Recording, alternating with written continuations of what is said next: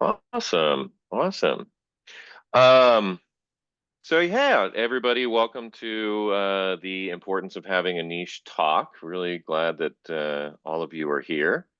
Um, you can have your cameras on, you can have your cameras off. Doesn't matter to me. Just to kick things off, though, I'd love to oh, letting somebody else in here real quick. Hold on, hold on.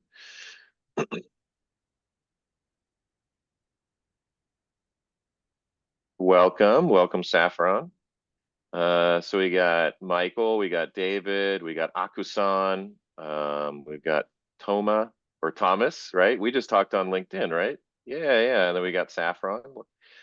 Like I said, you know, keep your camera on, leave your camera off, whatever works for you. I'd love to kick things off just by like kind of hearing where everybody is in the world. So if you want to, go ahead and you can either chime in or just drop your location in the chat.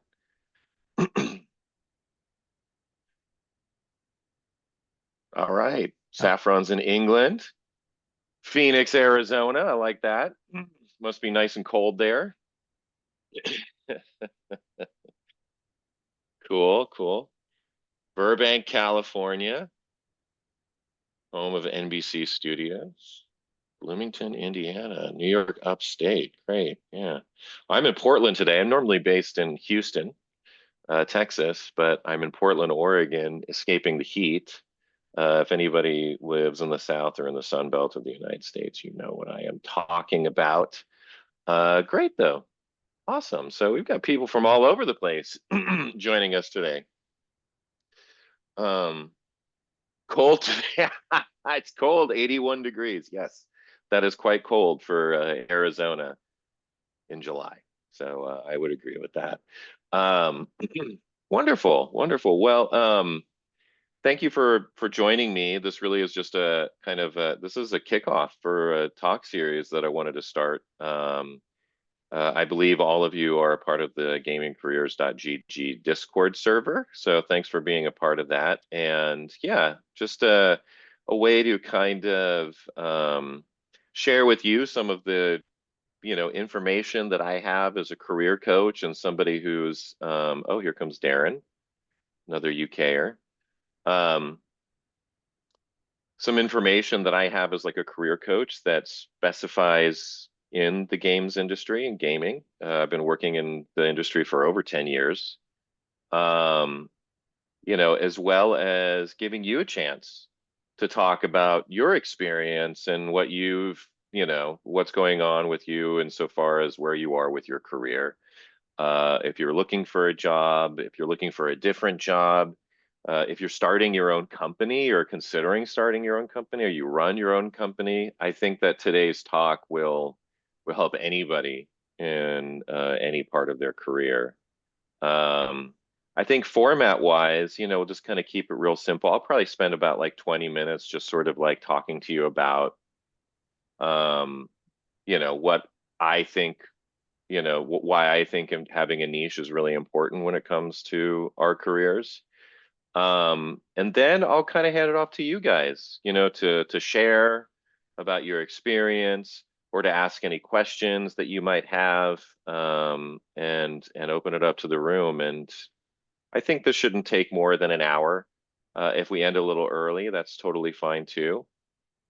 And feel free to either turn your mic on to ask questions, or to just drop your questions in the chat. The only thing that I would ask you is that if you have questions during the talk portion, just drop it in the chat, and that way it'll be in there, and then I can answer them later. Or our friend Darren could probably chime in too. He's quite the expert as well. Darren's in the UK, Hello. and is oh yeah, say hi, Darren. Sorry, Hello, I'm like hello, hello. Yeah, hi guys. I'm Darren. I work for a company called Games Jobs Direct. We're a job platform here in the UK, but we've got a global reach. Some of you might have heard of us already. I spent the past few years probably helping developers from juniors to leads to find roles and build careers that will last. Probably over the last couple of years, it's been a bit shit, for want of a better word, for many, many of you wonderful game devs. And I've tried to be as positive as I can to try and keep everybody motivated, looking for the next opportunity, whether that's as a junior or a kind of senior, really. So yeah, I'm sort of here to say hi and help out where I can. Unfortunately, I won't be able to stay super long because there's a time difference here in the UK, and I'm looking after my child shortly. So thank you for having me anyway. Yeah, always good to have you, Darren. Darren and I have been talking for a while too, and I feel pretty soon we should be able to let you guys know about some stuff that we're planning on doing together. And this could kind of give you a little bit of a taste of what that could be like. Um, but after the talk, I'll at least let you guys know how you can stay in touch with me. And Darren, if you want to drop your particulars in the chat so that people can get in touch with you as well, feel free to do that too. UK, ha ha ha. Yes. Um, right on. So let's get started. So I think the first question I think that I would love to pose to the group is, what is a niche? And feel free to drop your answers in the chat, or chime in if you'd like to. But I know niche is kind of like this, I don't want to say an overused term, but we hear about niche a lot, right? I'm just curious what other people think that is.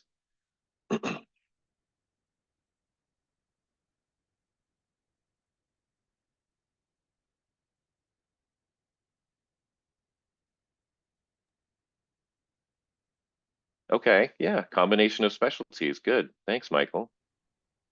Anybody else have some thoughts on that?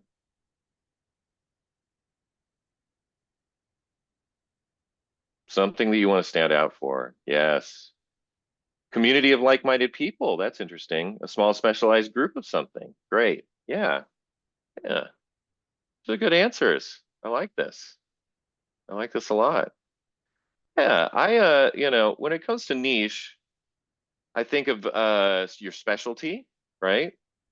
Um, like what is it that you do? And I like to pose this question to a lot of clients that I work with directly, right? The sort of the framing I use is, what is it that you do really, really well? What is it that you think that you do better than most? Or what is something that you think that you're a subject matter expert on, right? Um, I also think of your niche as being your brand, right? Which is something that we talk about a lot when it comes to our careers, right? Especially more now. I think when I started in the games industry, I wasn't, we weren't really focused on developing like a personal or professional brand. Um, yeah, absolutely. I will share this PowerPoint with you guys too. Yeah, totally. And I'll share the video as well because I'm recording it too. So if you want to go back and review and keep studying, totally cool. Um, but brand is a term that we can use now to basically describe, again, that thing that like helps us stand out. And I think when I think about niche, or when you think about niche and brand and how that relates to your career, like that really can kind of like help you sort of visualize your competitive edge, right? Your niche is your expertise, for sure. Um, and in a competitive industry, your niche really is your competitive edge, right? So it kind of it's a lot of things, really, right? Um, Now, why is niche important though, right? And I know that in a lot of ways, and a lot of people that I've talked to, especially before I work with them, they shirk at this idea of like having a niche, right? To wear their specialty and their niche on their sleeve and like talk about it openly or lead with it, right? Because the fear is that if we specialize, then we're painting ourselves into a corner and we might miss out on other opportunities. Does anybody else out there kind of relate to that? Go ahead and raise your hand if you can relate to that idea or that fear. Yeah, yeah. The reality is, though, and I think a lot of you have probably heard this by now, that, having a niche and having a specialty when it comes to our careers, and again, wherever you are, is super important. I like to say that we live in a specialist economy, you know. Um, when you see a job description online, right? Um, most of them take up like a page, maybe even a page and a half, right? Um, but the reality is that within that JD, there's probably like one or two things that job poster is hoping that you do really, really, and the rest of it is kind of just fluff, right? Or I think like, go ahead, Darren. I was just gonna say, I think you need to people will have to remember that the niche for you is kind of like your calling card. It's the thing that stands out that like a hiring manager would go, that's the person I need to be hiring. So yeah, I get your point on job description. So if you hit one or two of those certain things that sweet spot of what they're looking for, you've then kind of got to back that up with your next part, which is putting that into your CV, putting that into your resume, putting that into your portfolio, that kind of thing. Mm-hmm. Absolutely, right? Um, and it's kind of that thing that helps link you to whoever is discovering you, whether it's uh, somebody who is looking to fill a role. Uh, and here's some interesting things too, right? Um, yeah, exactly, Mike. 'Cause I've been on the hiring side before, and there's a truth to a job posting being 1 to 3 key items, and the rest is just nice to have, right? Yeah. The sad thing is that they don't tell you what 1 to 3 things there are. But if you can dial in your niche, you can probably spend a lot less time applying for jobs that aren't really a good fit for your niche, and putting more time and energy and effort into focusing on the jobs that are good for your niche. So that's a really good point that you bring up, right?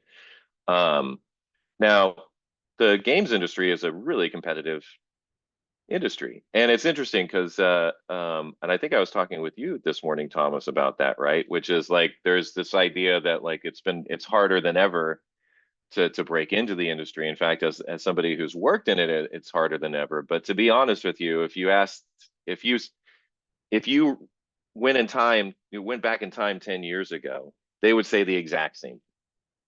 Oh, it's harder than ever. There's no jobs. It just seems like this is like a really competitive industry as a whole, right? So, as somebody who is looking for roles in this industry, you kind of have to think of yourself as being in a competition and being a competitor, right? And that's really what the job search is. It's a competition, right? How do you match up against everybody else who's competing for those roles, right? And what do we know now, right? That it's not just 10, 20, 30 people that you're competing against, it's hundreds, sometimes it's even thousands, right? So a niche, something that helps you stand out, is really going to give you that competitive edge that you need. The other thing a niche does is that it creates a story around us, right? And as human beings, we love story. We'll take story over facts and figures any day, right? Does everybody agree with me on that one? Yeah. The story is just much more interesting, right? That attracts people to us. Been a programmer too long. Yes, yes. Give the facts. Right. Exactly. Yeah, yeah, yeah. Yeah. No, I know. Like technical minded people can overlook story.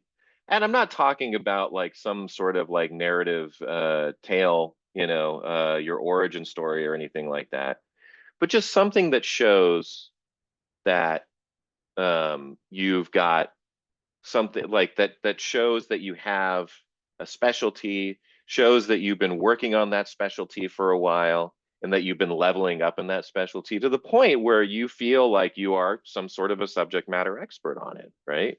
or an opinion leader on it, right? Somebody that they can look to for that expertise, right?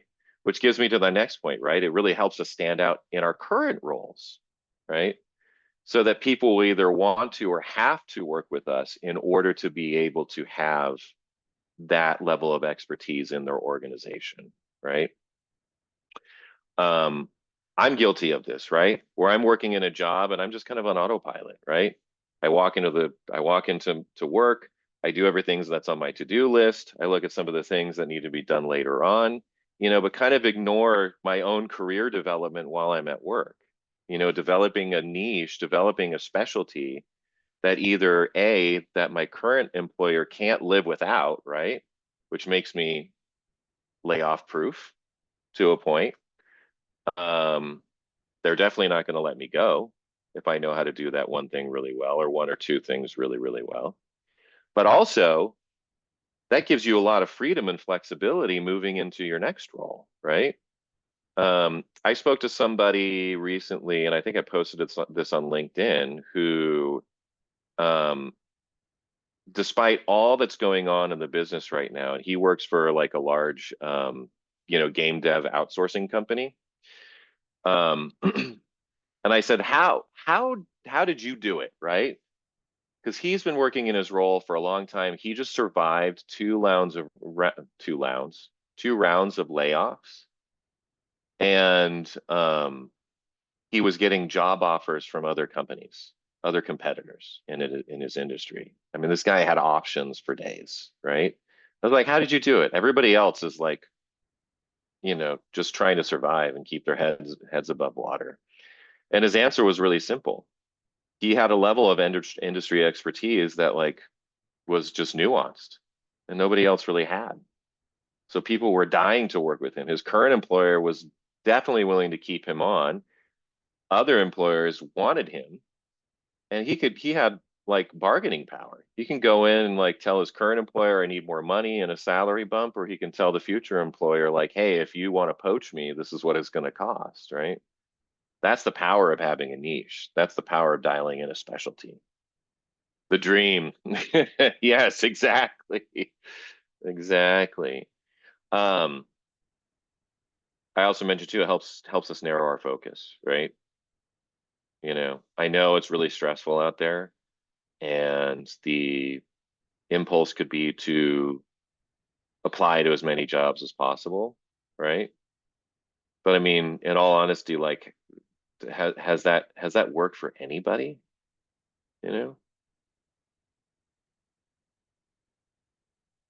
Or is it more about applying for the jobs that you're the best fit for, right? So you can put a lot of work into getting those jobs, right?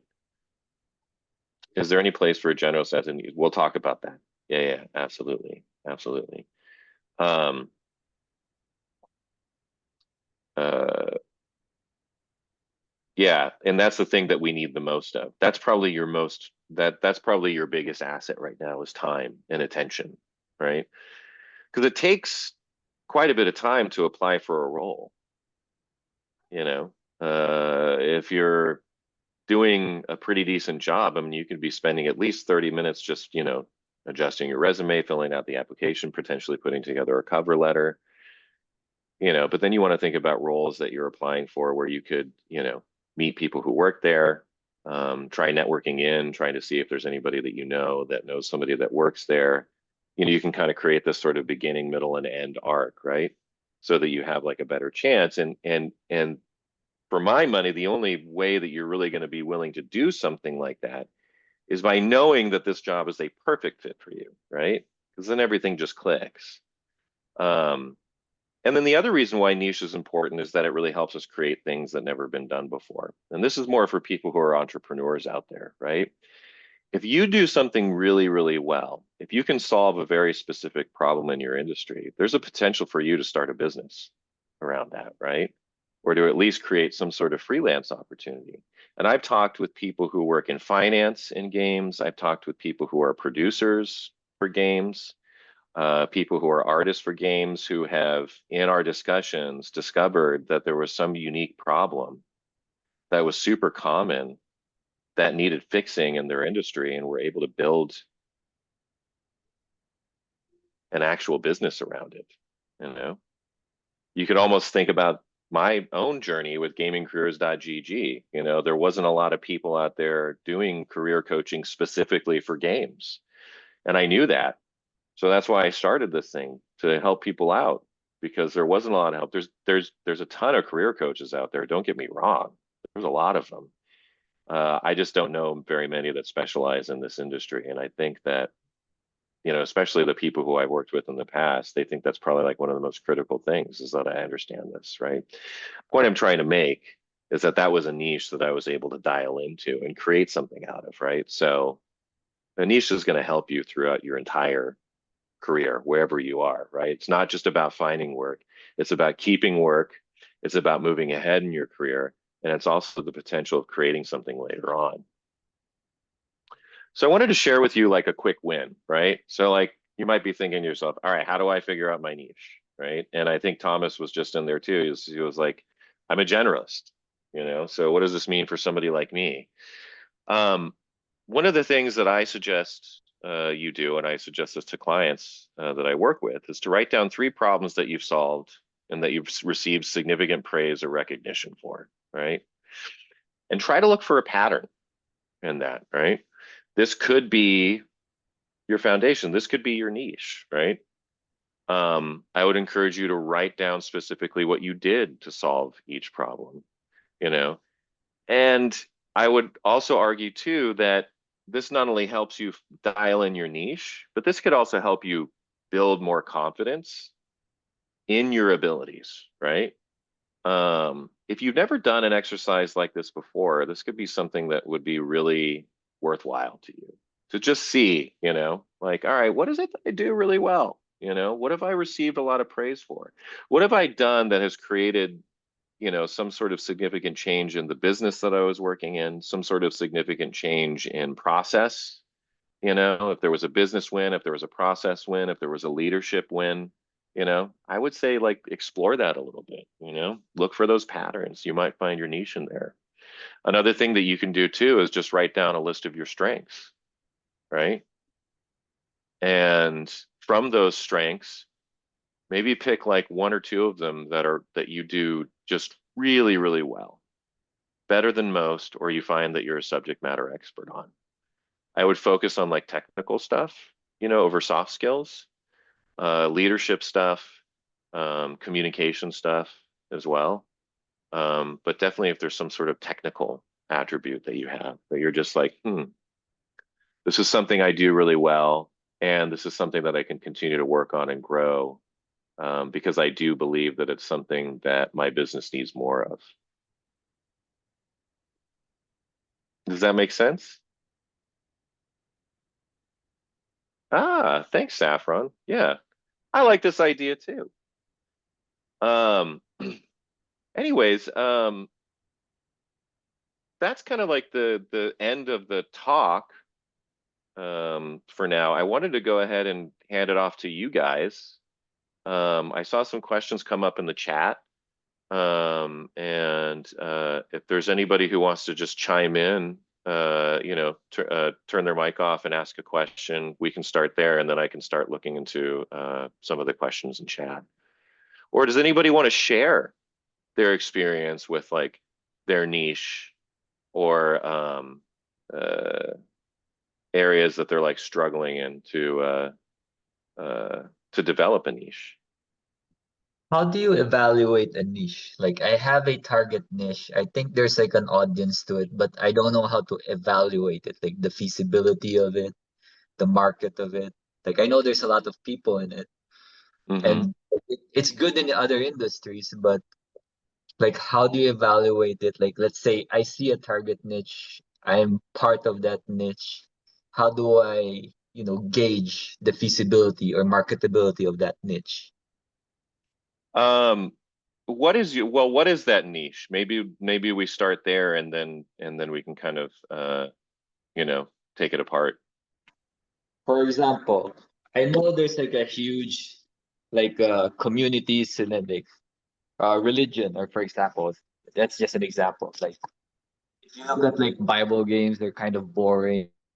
Or there's like I know there's like good games in mythology, but Like for example, like if I'm targeting like specific religion or something, do I have to go to Mhm. church or or temples or something like that for that kind of niche?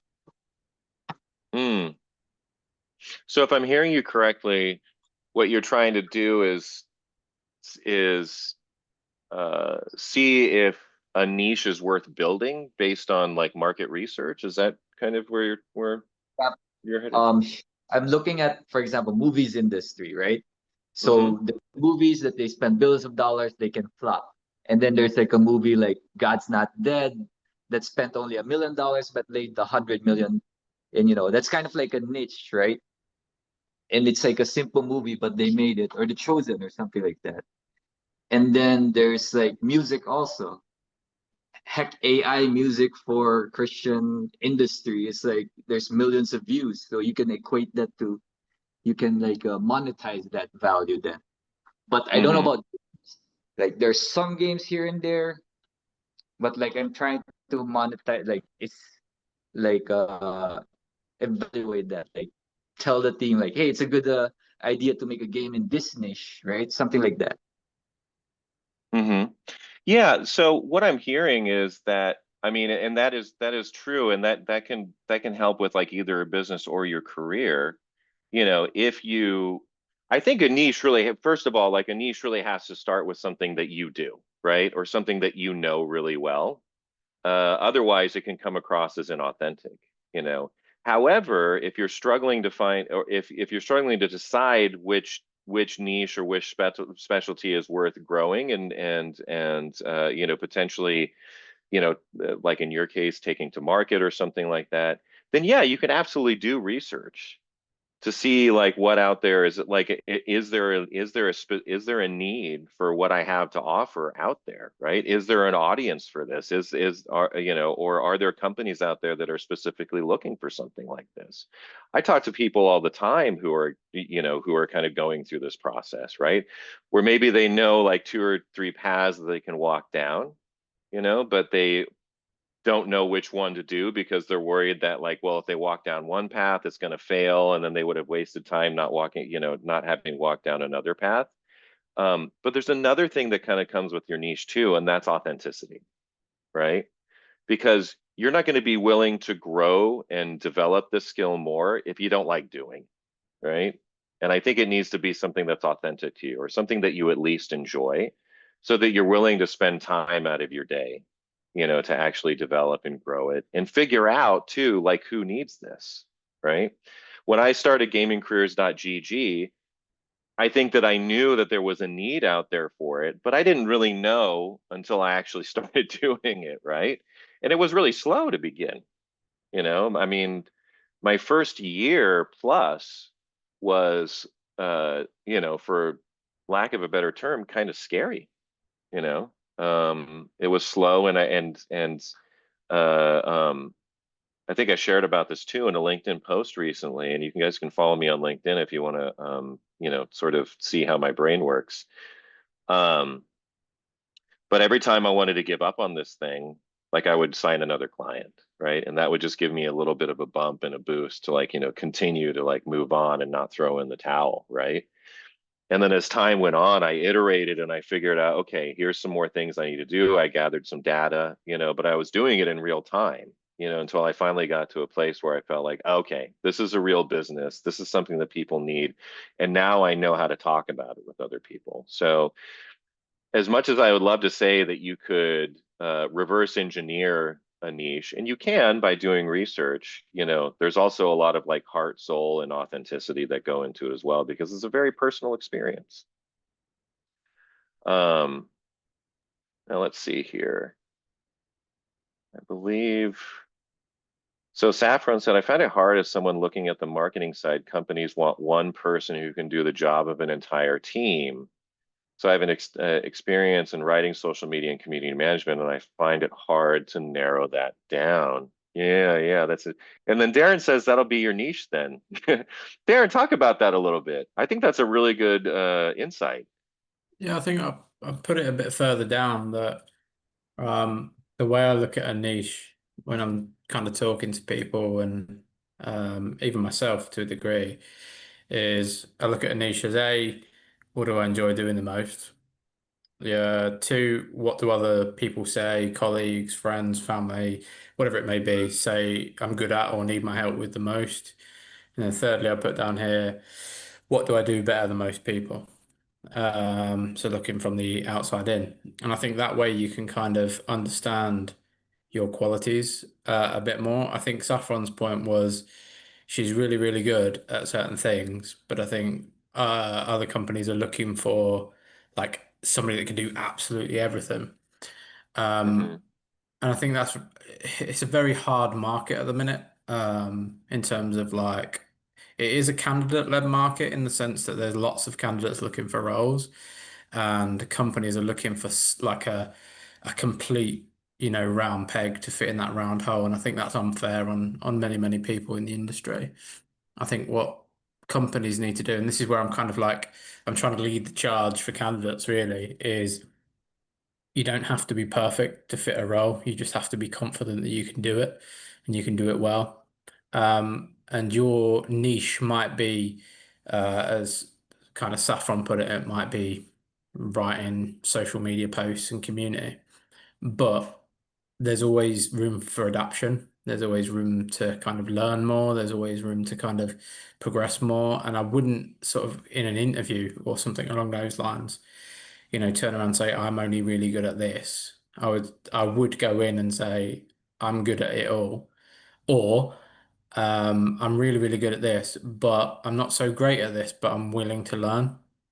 And I think more people find that they'll get a better response out of that than them kind of blagging and saying, yeah, I'm the best. I'm the world's best at this and the world's best at that. Um, yeah, so that's kind of it from me, Yeah, on that subject. yeah, yeah. No, that's really good insight, and it's a lot of what we're talking about. And I know specific to Saffron's experience too, because I have a lot of experience in marketing. Yeah, when it comes to social media, I think they want you to do everything, right? Like it used to be like, I just need somebody who understands social media, but now they want you to like manage their Discord community and their Reddit community. Oh, and they want you to be able to do, video editing. They might even want you to be on camera and kind of like act as like a brand, ambassador for them. I mean, I've seen this happen with social media experts, and I think, unfortunately, that's the yeah, I was way it just could going to say on that kind of point, I think Saffron's saying in there being an expert graphic designer too. be. Graphic I think designer, yeah. yeah, there's so many kind of tools out there that will help you do those jobs now anyway, which is really, really cool. So that's why I think so many people who kind of hyper focus on like being, yeah, Canva, that's the one. Canva or Adobe Express. But yeah, people hyper focusing on, oh, I'm only really good at this, I'm only really good at that. You're only as good as you kind of want to be at it, because there are tools out there that will help everybody do these jobs. But I think studios and companies really are looking for a complete and finished article at the minute. I think that's very, very unfair. I think, but I wouldn't worry about that too much because I think once you've got your foot in the door and you've kind of got an interview or you've kind of got, you want to progress and you want to do more, there's always time to learn and there's always time to progress. And there's always time. I'm still learning. I'm 40 years old this year. I know I don't look it. I know I only look like 20 or something, but I'm still learning day by day. So I went into my company now a good few years back now. I didn't have a single clue about marketing. Um, I kind of had an understanding or a basic of it, but I apply so many marketing things to what I'm doing now, not because I'm kind of clout chasing or anything along those lines, but just because it will find the right audience. It'll find the right people. It'll find the people that you want to connect with. And I think there's a reason I've got, quite a following at the minute. And that's not to brag or anything. It's just to kind of say, I think people are understanding what my niche is now.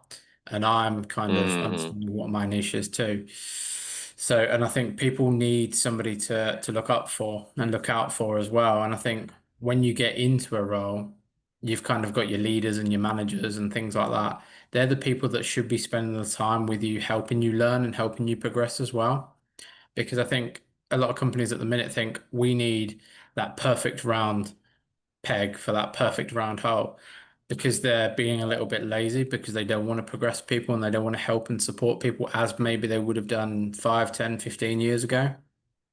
That's kind of a controversial thing to say, but I think they're looking to do the bare minimum at the minute to try and support people. And I think that's very unfair, but I'm glad someone has agreed. Thank you.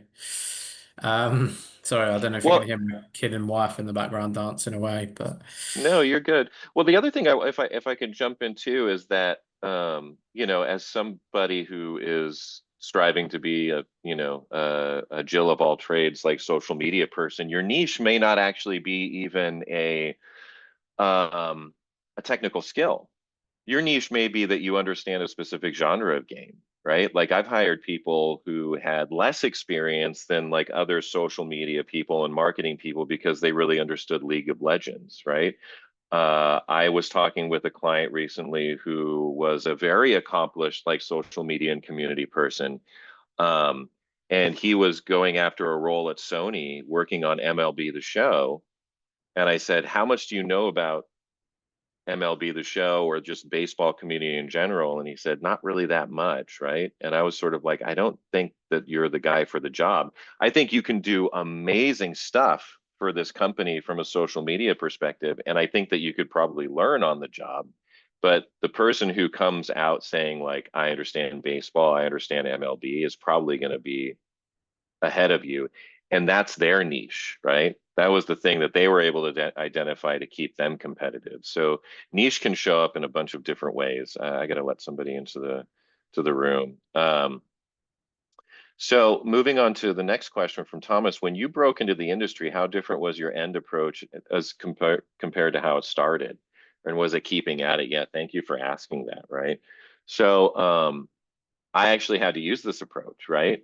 Because what happened was, and it took me about 4 years for me to break in, right? And I think I felt like I had like all the things that I needed to do it too. I had years of marketing experience, right? I was accomplished, you know, I had you know, outcomes galore that I could talk about. I knew people. I knew people that worked at E3. I knew people that worked at Activision, right? They were helping me get interviews. But then there I would be sitting in this interview, trying to be everything that I thought they wanted me to be, and I was crashing and burning. They were like, you're just not the guy that we want, you know? What that told me was is that I wasn't hitting the points that they were looking for. So I had a little bit of like kind of come to Jesus moment. I was like, well, if I'm going to break into this industry, clearly what I'm doing is like totally wrong, because I'm getting to the interview stage and they're, you know, telling me thanks, but no thanks. So I flipped the script. I was like, all right, what is it that I do really well? Right. And maybe that's the thing that I need to start leading with. Right. And I did. And then it really became about like content, working with influencers, you know, being able to weave brands into branded content and everything. And that's what I led with. I created a portfolio around that. I created an entire like professional persona around that. My resume said that, my LinkedIn said that. It was all like very niche and it was all very consistent across the board, right? And something changed.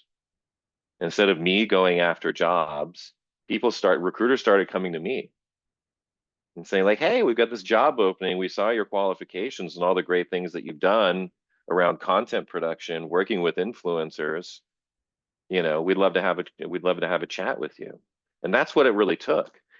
And it's a very scary step, because I too was going through the sort of headspace and you know, around like, all right, if I'm niching, you know, and I'm you know, wearing my specialty on my sleeve, then there's a really good chance I'm going to get ignored and I'm going to lose out on job opportunities. And it actually wound up being the opposite. It actually presented more opportunities for me. And that's why I'm such a big believer in it, because it happened for me and it's happened for a bunch of other people.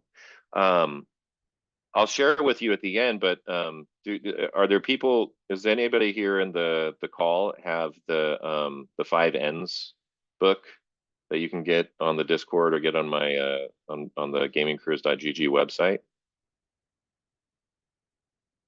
Cool. All right. Well, I will share it. There's a story in there with a client that I actually worked with who was struggling with this as well, right? He was trying to be everything to everybody and it wasn't really working. He wasn't getting interviews, and when he was getting interviews, he definitely wasn't getting offers.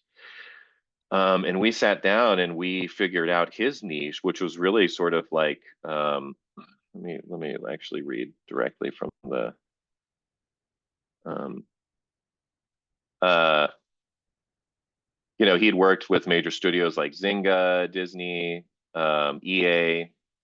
Um, we discovered that he was like a game turnaround specialist, right? Consistently taking troubled projects and transforming them into successes, right? And once he owned that expertise, everything changed. People started calling him when he was out there networking and talking about how he was sort of like the fix it guy. Like everybody would like, that's something that I need. That's something that we need. Our thing is falling apart. We need somebody to come in here and rescue it. And he was not only getting interviews and job offers, you know, but he was also getting like consultant offers. In fact, the last time I talked to him, he was gearing up for a long-term project with Google, right? And this was after like months and months and months of crickets. So I'm a big believer in niche and just knowing what it is. But most importantly, I think a niche really helps with your confidence, right?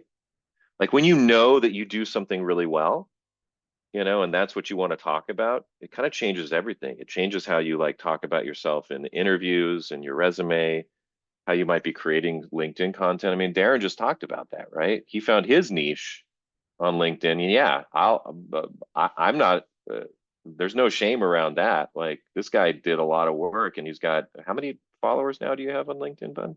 Um, I don't look at it often, but it's over like 14,000, I think. It's silly big, but it's blown up like in the last few months because I think I realized how many people need a little something to boost them.